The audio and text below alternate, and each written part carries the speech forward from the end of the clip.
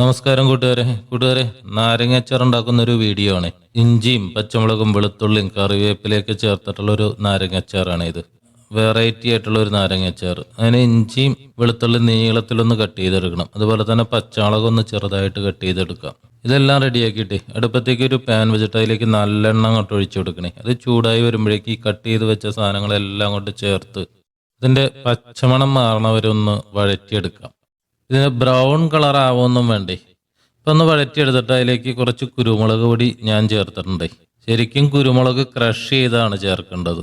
പച്ചക്കുരുമുളക് കിട്ടുവാണെങ്കിൽ അതായാലും മതി. റെഡിയായിട്ട് വരുമ്പോഴേക്കും ഞാൻ ഉപ്പിലിട്ട് വെച്ച നാരങ്ങയാണ് കട്ട് ചെയ്തിട്ട് അതങ്ങോട്ട് ചേർത്ത് നല്ലവണ്ണം അങ്ങോട്ട് ഇളക്കി ഉപ്പ് ആവശ്യത്തിനുണ്ടോയെന്ന് നോക്കാം.